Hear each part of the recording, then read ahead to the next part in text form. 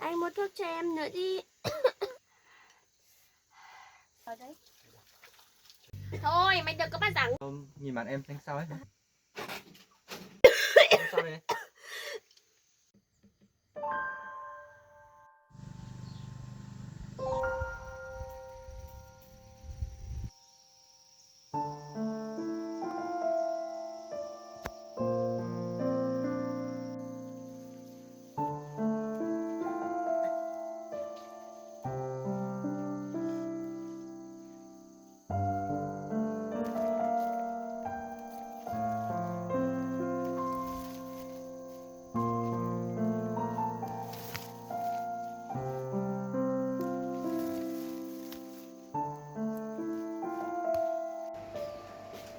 Ăn đi nóng chuyện đấy nhỉ.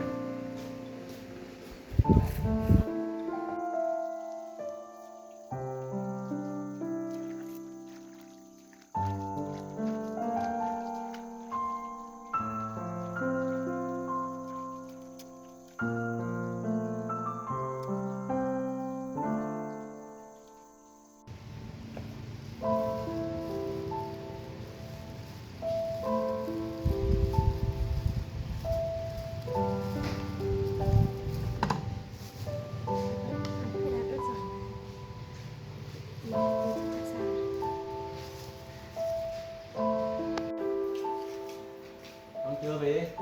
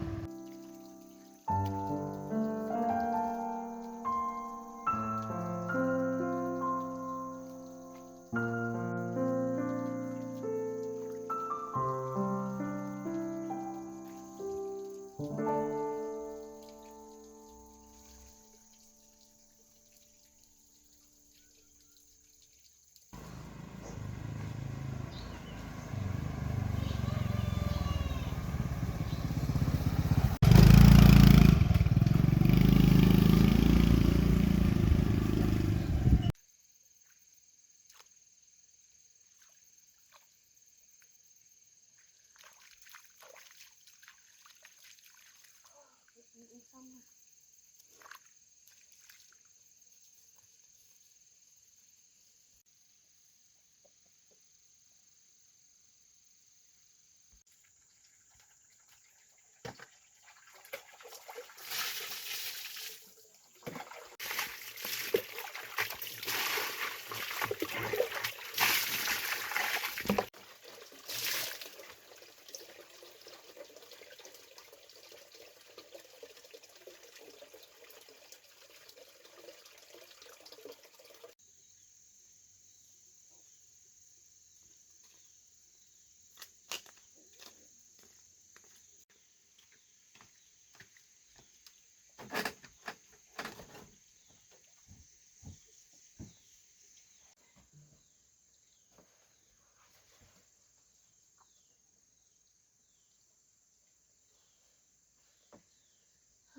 Anh Quang với chị Sư sao đến giờ chưa về nhỉ?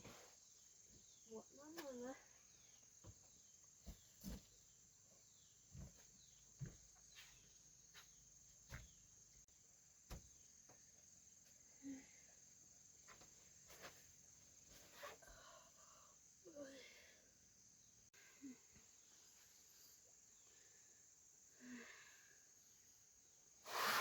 Chả biết anh Quang với chị Thư đi xét nghiệm ADN không biết có trùng khớp với anh Quang không nhỉ? Với con cho bụng chị Thư ấy.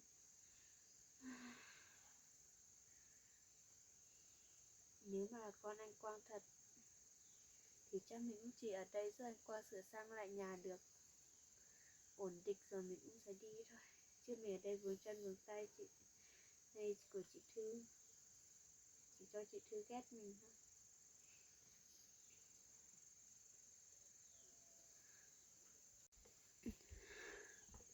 Nhưng mà mình đi ra ngoài ở riêng, còn con nữa, chắc đến mình phải đón con về ở bên mình rồi.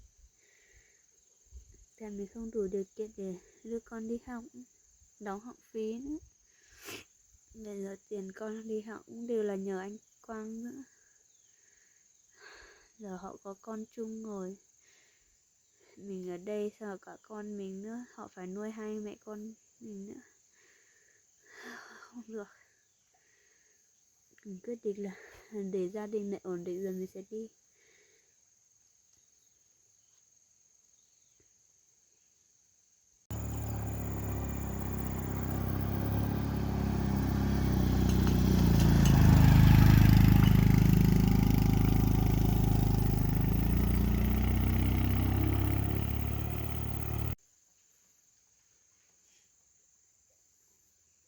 Sống với anh Quang được 3-4 năm nay rồi, bảo đi không nỡ.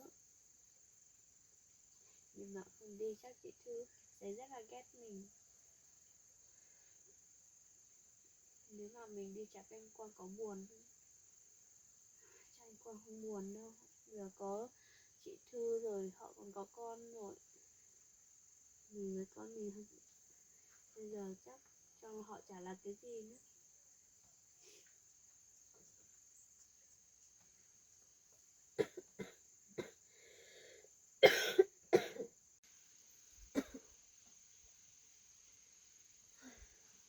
Thôi không nhắc nữa. Đến đâu thì đến.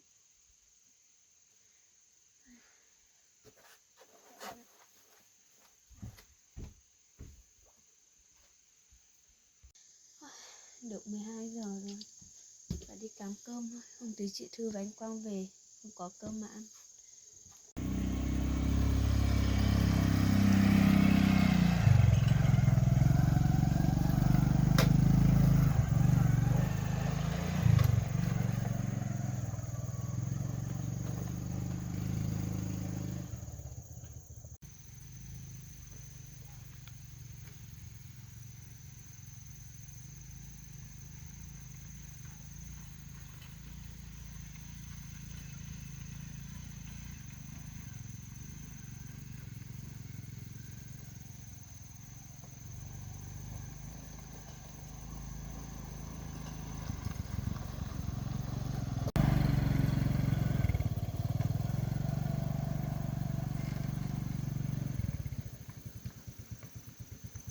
Em nấu cơm à? Vâng ạ. Đấy, em không cần nấu đâu, anh mua bún cho em rồi. Thế anh với chị Thư ăn cơm chưa? Anh ăn bún à? Không chân muộn quá rồi anh ăn bún ngoài kia rồi.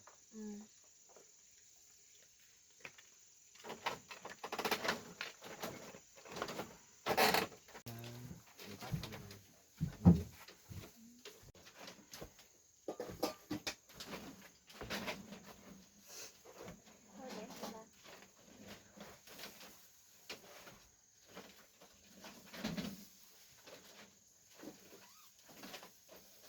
Chị Thư ăn no chưa chị Thư? No rồi.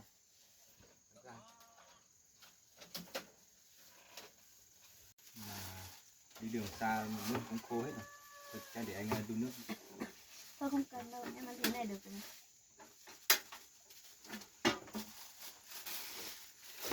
Này khô quá thì ăn đau bụng.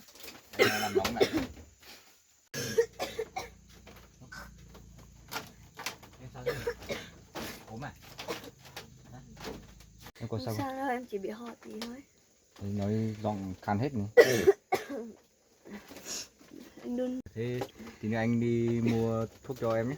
Thôi không cần đâu, tí tốn tiền thôi anh ạ. Ở đây Tiền là em ho này thì không uống thuốc sao khỏi được.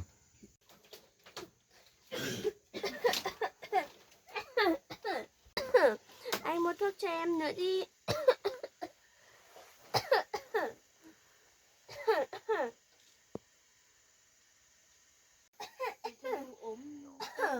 Ôi ơi, sao người ta ho không bị khản cổ, mình ho khản cổ thế nhỉ? Tí nữa thì anh đi thì anh mua là được. Nước sôi là để anh.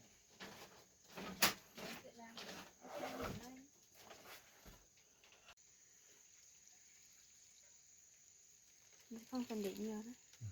Xem món này nhé. Em xem không ngọt thì em để thêm bột mì nhé. Vâng. Anh, bây giờ ngoài này ăn.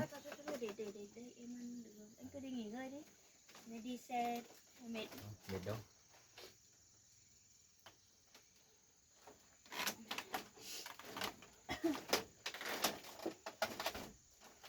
Anh ăn chưa no lấy bát để em. Anh ăn no rồi.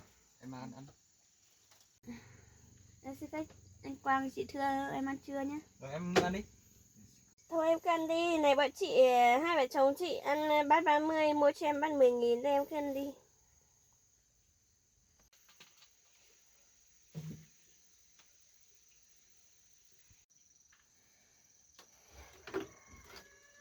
Em cứ ăn đi. Ăn xong tí anh có chuyện muốn nói với em. Anh có chuyện gì cứ nói đi. Em cứ ăn thì anh nói cho em.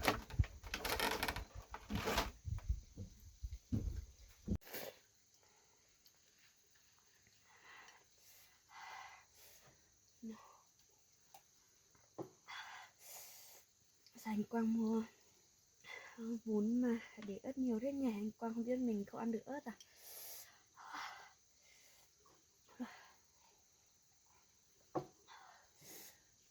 Không ăn thì bỏ đi phí, tốn tiền nữa.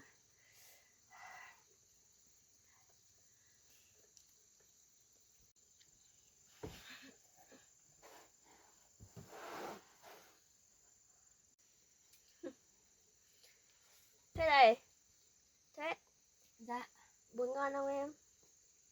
cũng ngon. Ăn uống hết cả nước canh nhá, ngon mà, bún này chị mua quán này ngon lắm đấy. Vâng.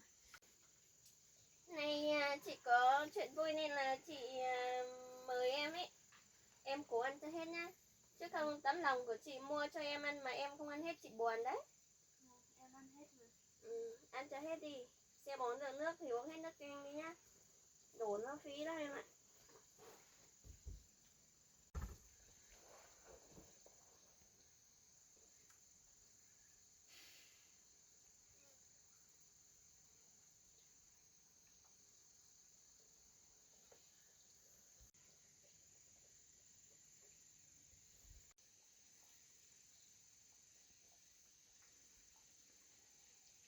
Không biết mình nên giải thích nào với Thuyết này. Lần này là thật sự chứ không phải nói mồm nữa.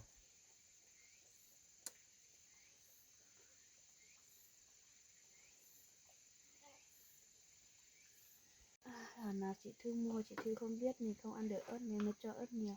Nếu mà anh Quang thì chắc không cho ớt rồi.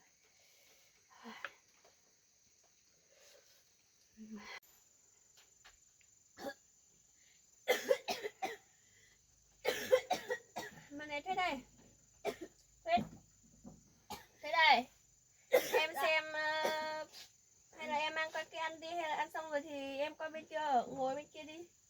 Chứ em ho phát chị muốn nghỉ trưa một tí mà không ngồi đấy. Chị vừa đi đường về mệt lắm. Sao em lại nói thế? Thuyết đang ốm thì nó ho thì có sao đâu. Mà đến lúc em ốm thì sao? Ai lại là người lo cho? Nói cứ kiểu mình không biết ốm hay sao ấy. Thì em mệt quá nên là em vô ý thế thôi. Thế là chị xin lỗi thế nhá. Thế thôi em cứ ngồi để ho đi, không sao đâu.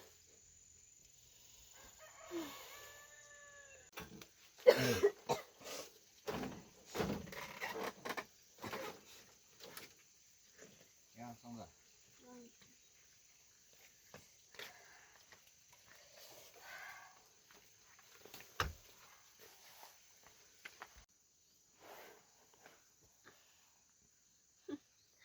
Lần này để xem anh giải thích thế nào với con Thuyết. Xem tình cảm của hai người có còn như trước được nữa không.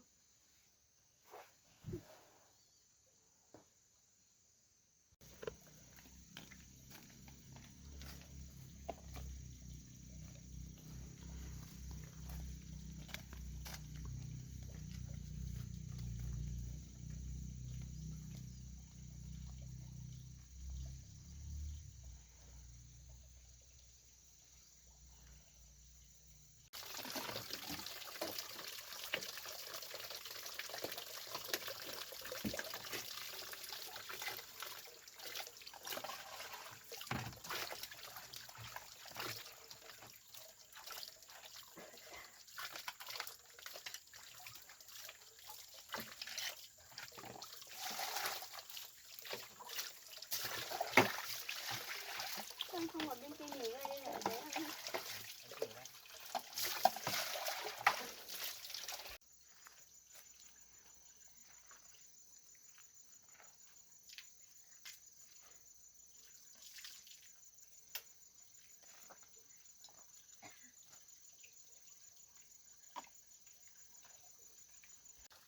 Vâng, anh làm sao đấy, tại chấn trở đấy.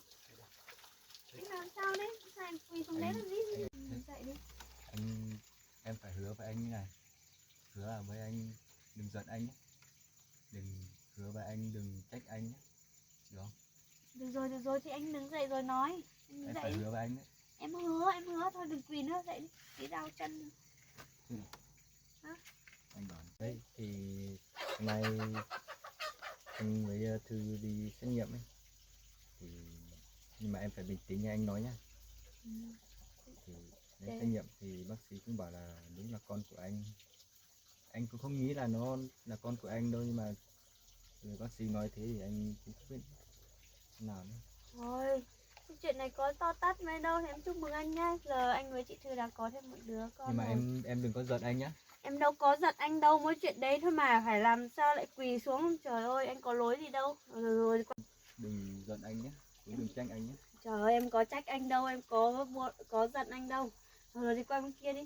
Em còn chúc mừng anh với chị Thư còn không kịp kìa. Thế qua đây thì sang bên kia thì em còn chúc mừng chị Thư. Mình lấy cứ ấp a ấp úng. Quang qua bên kia đi, sao đứng ngơ đấy.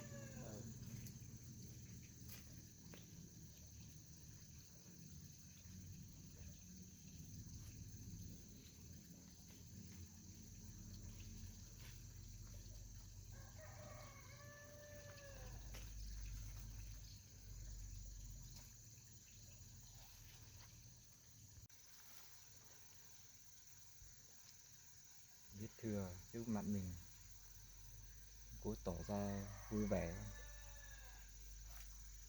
Mình biết là tin nó, con tin Thuyết chắc rất là đau.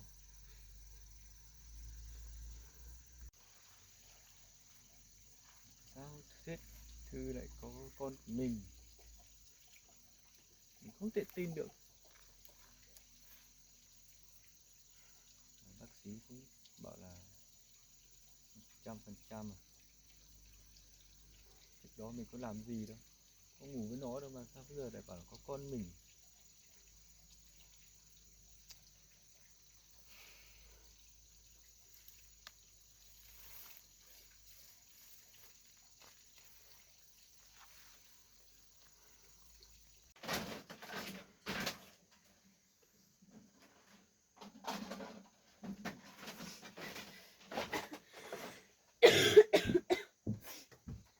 Chị Thư, em Quang bảo chị với anh Quang đã có con với nhau rồi đúng không? Chúc mừng chị với anh Quang là có đứa con đầu lòng chị. Chị đừng có nghĩ ý, bà cũng đừng có hiểu lầm em chúc mừng thật đấy. Nếu mà thật lòng thì chị cảm ơn. Còn nếu mà giả vờ chúc phúc cho chị thì không cần đâu. Thôi, giờ chị cứ nằm nghỉ ở đây đi, khi nào có việc gì thì chị cứ gọi em nhé. Giờ chị đang mang thai này, đừng có đi lại nhiều. Chị mang thai cũng lâu rồi chứ có phải hôm nay mới mang thai đâu mà sao hôm nay nhìn em lạ thế nhỉ? Sao chả thấy buồn mà còn vui hơn cả chị là thế nào ấy nhỉ? Em cũng vui vui cho vợ chồng chị mà. Tại trước chị bảo chị cũng không có, giờ ước muốn của chị cũng mong đã có rồi. Chúc mừng chị thật lòng đấy. Chị có khát nước không để em lấy nước cho? Mà thế chị cảm ơn nhá. Nhưng mà bác sĩ cũng dặn chị là kiểu đang trong giai đoạn thai phát triển đấy, nên là mà chị về nhà cũng không nên làm những cái việc nặng hay là lao động quá sức. Thì có gì mấy cái công việc trong nhà này, công việc nặng nhẹ trong nhà thì em giúp chị với nhé. Chị cứ yên tâm dưỡng thai đi, với lại nhà mình công việc này cũng không có nhiều ấy. Nói chung là giờ chị cứ yên tâm đi, còn những công việc khác thì em tự làm cho cũng được. Thế chị cảm ơn nhé. Thôi không có gì. À mà này, dạ chị cũng không biết sao nhưng mà chắc bà bầu nó cũng thế, mang bầu vào người nên là nó cứ thỉnh thoảng lại cáu gắt với em ấy. Có gì em không chịu được thì em cũng cố gắng mà chịu nhé. Chứ em mà cái chị thì lúc đấy chị đang nóng thì chị lại bực, chị lại chửi em ấy. Đúng rồi, bà vào ai cũng thế mà trước em Mà chị cũng thấy vui lắm. thì nói chung là đây là niềm vui của cả gia đình mình. Có đứa con đầu lòng với anh Quang nhỉ. Nói chung là đây là niềm vui của cả gia đình mình mà. Mà chị cũng chúc cho em là sớm ngày cũng có với anh Quang một đứa con để cho vui nhà vui cửa em nhá. Rồi chị, thế chị nghỉ ngơi đi đấy, cũng đi khám mẹ rồi chị nghỉ ngơi đi.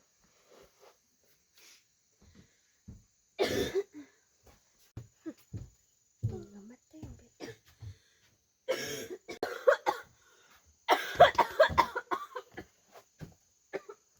Sao đấy? Ui, sao ho ra máu này?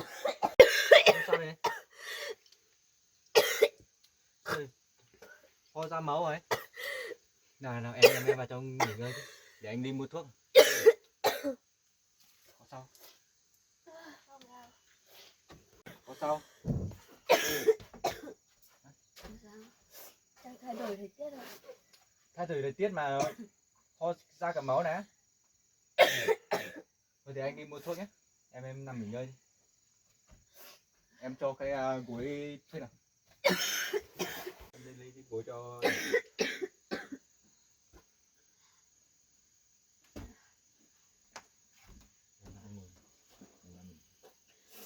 Cần. Thôi anh đi mua thuốc nhé. Em ở nhà em đi mua thuốc. Thế làm sao đấy?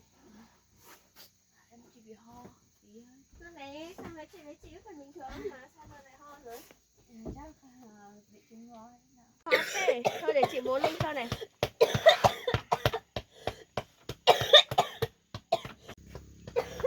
Em bố nhẹ nhẹ thôi.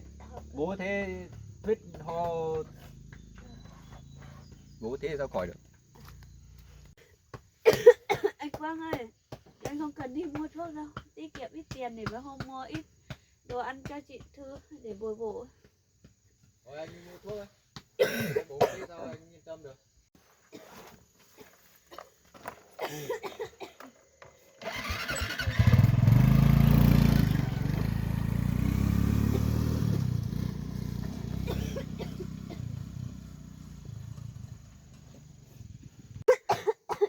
Mà thế sao chị thấy em cứ như giả vờ ấy nhỉ? Sao lúc này nói chuyện bình thường có thấy ho đâu?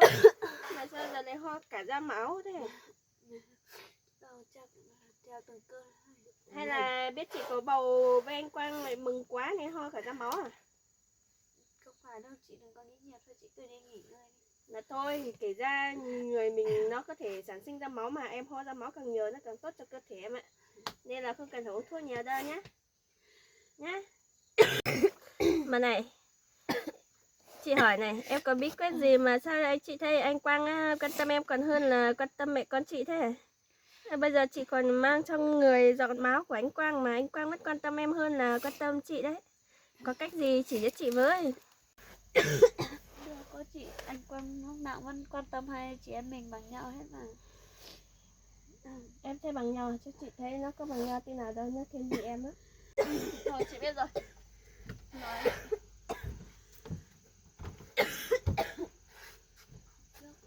Như có tí thuốc.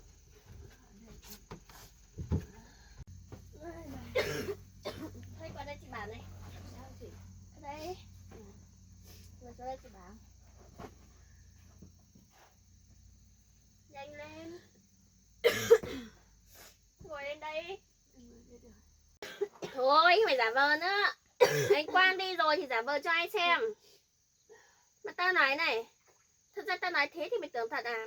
Tao đang có bầu với anh Quang rồi thì mày phải biết ý biết tứ mà chứ. Để người ta nhắc, để người ta đuổi khéo mình mới biết đi à? Cảm thấy mà không ở được ấy thì dọn đồ mà đi đi chứ đừng có ở đấy mà giả vờ lấy lòng thương hại của anh Quang làm gì. Để cho anh Quang toàn tâm toàn ý mà chăm sóc cho mẹ con tao. Chị Thư, sao chị nói gì em không hiểu.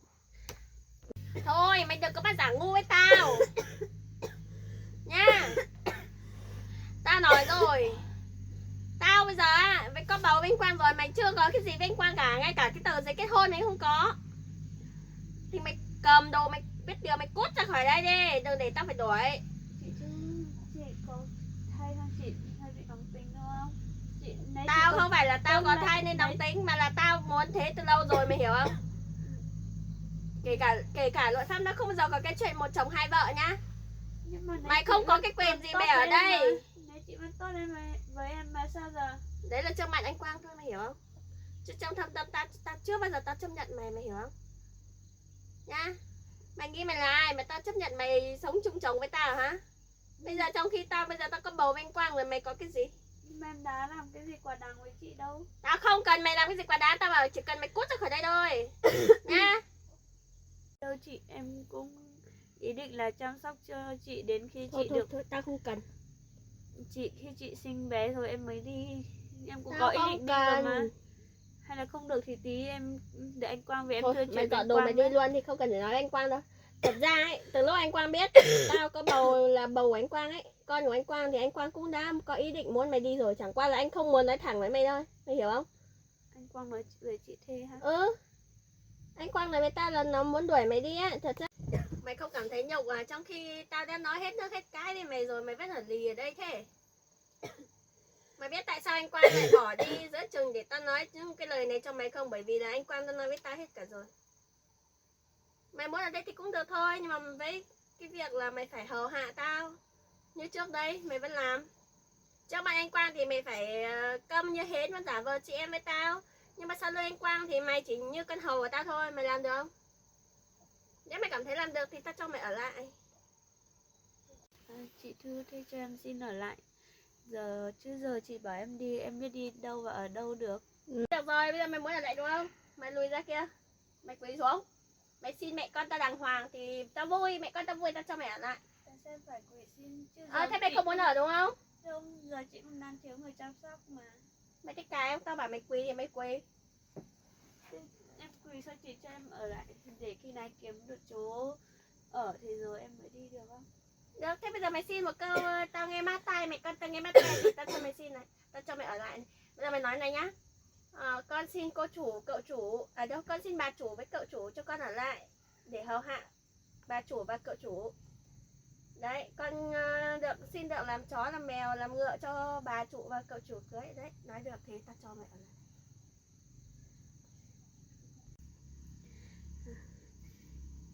Sao? Không nói được à? Không nói được thì cút. Có. Em xin bà chủ với cậu chủ cho em ở lại. Em làm cho làm ngựa cho bà chủ với cậu chủ cưới. Tao bảo mày xưng con là mày xưng em với ai hả? Xin lại. Con xin bà chủ cậu chủ cho con ở lại. Nói to lên, thành tâm vào. Con xin bà chủ cậu chủ cho con ở lại. Con sẽ làm trâu làm ngựa cho bà chủ với cậu chủ cưới á. Sao tao thấy mày vẫn chưa thành tâm lắm nhỉ? Thôi được rồi, bây giờ muốn ở lại đúng không? Liếm chân cho tao đi, tao cho mày ở lại. Liếm. Thôi được rồi. Chị cũng thấy vui rồi. Bây giờ mày quỳ đấy, nhưng mà quỳ dịch vào đây, bóp chân bóp tay chị, chia tay đi khám đi xe xa mệt lắm, đau chân đau tay quá.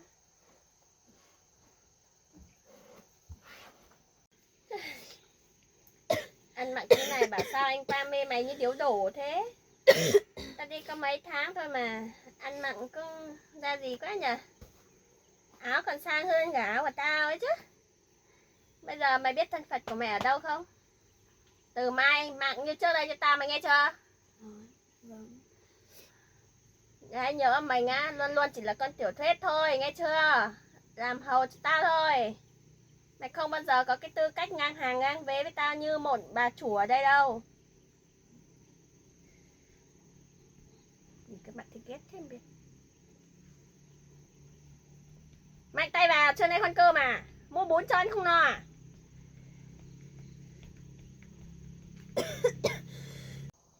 Cái này mày định đập gãy chân tao hay sao ấy? Tay thì cứ như khúc gối. Thôi qua đằng sau sau lưng tao đi. Cái gì cũng phải để nói.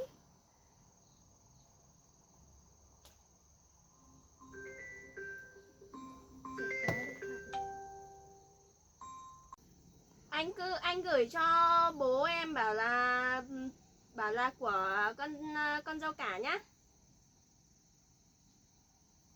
Cứ bảo là của con dâu cả. Bảo để đấy, bảo biết. Xong bảo ông trả tiền cho, tối trả tiền cho ông sao?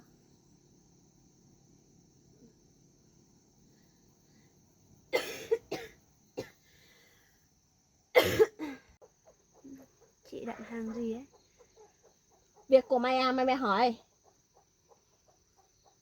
Mẹ này, từ ngày hôm nay trở đi ấy, giữ khoảng cách với anh Quang một tí. Vâng. Tao với con tao không thích mày ở gần bố nó quá đâu, mày hiểu chưa? Rồi, em biết rồi. Biết điều một tí thì còn được ở đây. Tao không thích nhìn thấy cái cảnh suốt ngày lèo đèo theo chồng tao đâu nhá. Vâng. Mai em sẽ giữ khoảng Đó cách. mày lép bép cái mồm nhá. Từ mai tự biết ý mà giữ khoảng cách. Đừng có lại lép bép người ta cho mày đi luôn đấy. Mà hôm nọ tao bảo anh Quang sửa sang lại cái nhà mày không bảo à? Sao đến giờ chả thấy nói gì thế? Em bảo rồi, anh Quang đang tìm nhà họ bỏ để còn gớ về. Mày xem thế nào, tao không cần biết mày làm thế nào, nhưng mà mày xem thế nào để anh Quang sửa lại cái nhà nhanh đi. Chứ cái nhà chứ không phải chuồng lợn đâu mà nhìn cứ như cái chuồng lợn nhưng không bằng ấy. Vâng. Để mai em lại giúp anh Quang. Tí dục luôn đi, hỏi mai. Vâng. Mà này, nếu như mà mày mà cố gắng giữ được cái đứa con của mày ấy, thì chắc cuộc đời của mày bây giờ cũng lên hương rồi đấy. Chứ ghét phải khổ như này đâu. Nhưng mà tiếc là cuộc đời của mày ấy không bao giờ được may mắn như tao đâu. Đúng không? Sao không nói gì? Đúng thì tiếp tục quỳ đấy tao. À mà để tao trộm tấm ảnh để khoe với bạn bè tao chứ hiếm khi mị tự nhiên về nhà lại có con hầu nó chăm cho. Nào, lùi ra một tí để tao chụp toàn cảnh cái người của mày nè. Thôi chị Thư, chị Thư Thích bỏ cái qua không? cho em. Tao bảo lùi là lùi, không phải cái.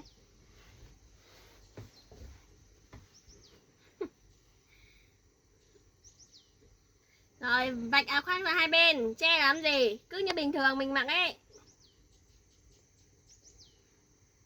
Cười lên xem nào. Bị ai bắt nạt hay sao thế? Không tình nguyện ở đây à? Tao bảo mày cười, không bảo mày mím môi nhe răng như thế nhá. Cái mặt thằng với đây không được à? Mặt mày bị vênh à? Cười. Tao bảo mày cười chứ bảo mày nhe răng à? Nhôn cho dại ý nhở. Rồi được rồi, thì đấy. Tao cho mày lên nhóm để tao khoe giúp việc nhà tao cái chứ mà nó khoe giúp việc ầm. Mà tiện ý.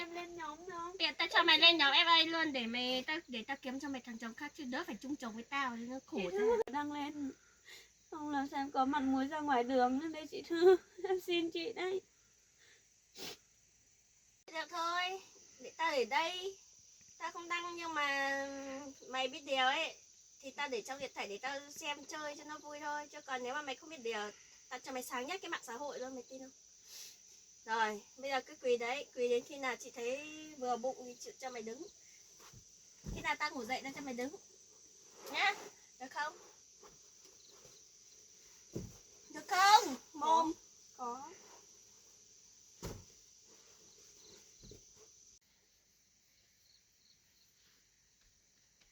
Sao thế mỏi à? Quỳ đấy, im, không được bóp, không được cử động gì hết. Vâng.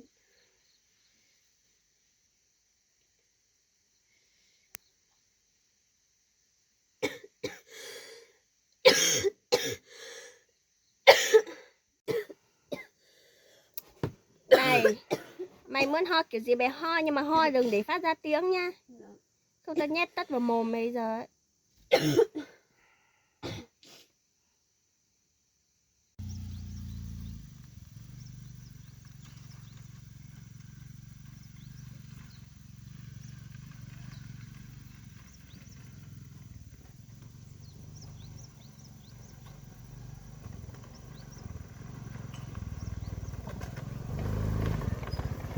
Ôi Quang về à? Thế mày còn định quỳ đấy đến bao giờ nữa mày để cho anh Quang thấy à?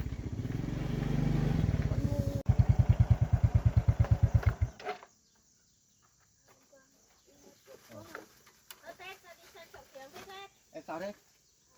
Không sao. Không, nhìn mặt em sao ấy? Em sao đâu, đâu thuốc rồi để em về ăn. Em vừa mua một ít. Em uống thuốc đi. Để anh đi lấy nước. Em qua cái nguồn đi, anh lấy thuốc.